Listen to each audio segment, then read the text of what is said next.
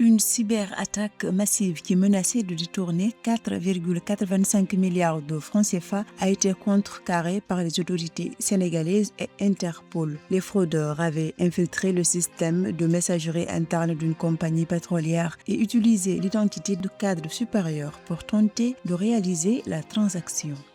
En 2025, plus de 5 milliards de dollars ont été mobilisés dans la province de Tété au Mozambique pour des projets socio-économiques vitaux. Cet investissement vise à dynamiser l'activité économique et à rehausser le niveau de vie des populations. Au Cameroun, le Fonds spécial d'équipement et d'intervention intercommunale adopte un budget 2026 de 367,2 milliards de francs CFA. Ce nouveau montant est en hausse de 18% par rapport au budget adopté en 2025.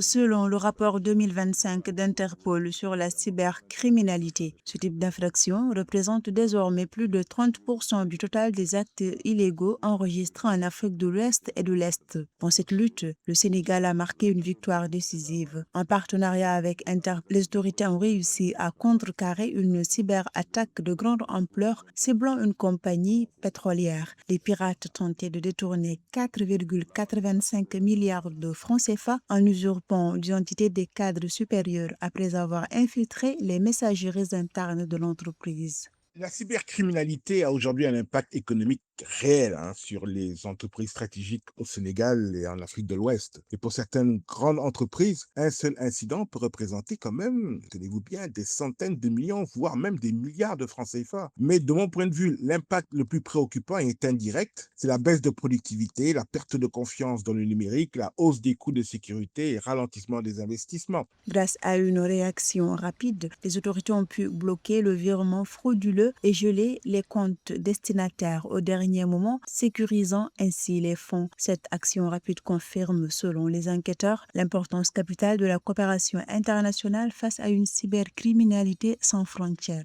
La montée de la cybercriminalité oblige donc les États africains à revoir leurs priorités budgétaires.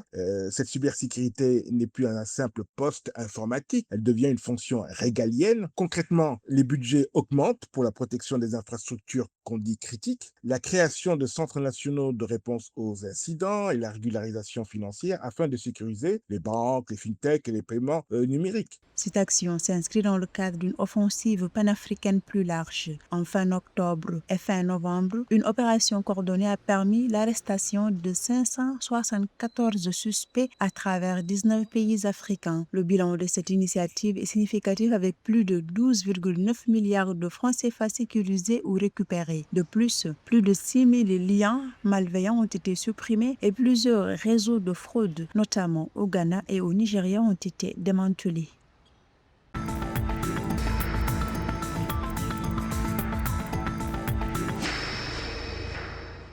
La province de Tété au Mozambique a alloué plus de 5 milliards de dollars en 2025 pour financer des initiatives socio-économiques. Ces fonds destinés à stimuler l'économie et à améliorer le bien-être des habitants ciblent en priorité les districts de Marara, d'Okowara Bassa et la ville de Tété. Les interventions portent essentiellement sur la construction, l'énergie et les services, avec une priorité accordée à la réhabilitation des infrastructures sociales et à la promotion des énergies renouvelables conformément au plan de développement provincial.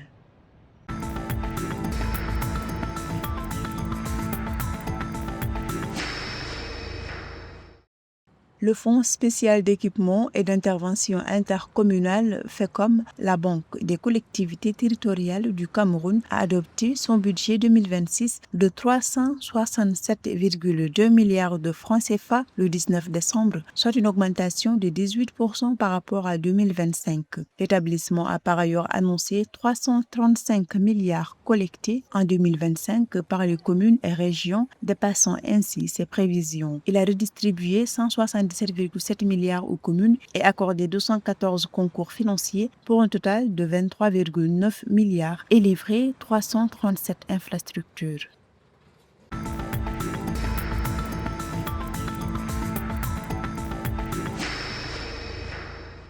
Au Maroc, le Fonds d'équipement communal FEC a clôturé avec succès une émission obligataire ordinaire de 2 milliards de dirhams, soit 218 millions de dollars du 10 au 12 décembre. Avec une souscription ayant atteint 287,4 millions de dollars, l'opération a été souscrite à 1,48, un résultat qui témoigne de la confiance du marché dans le titre du FEC. Cette opération de financement s'inscrit dans la stratégie de la banque visant la diversification de ses ressources et le soutien accru aux investissements territoriaux.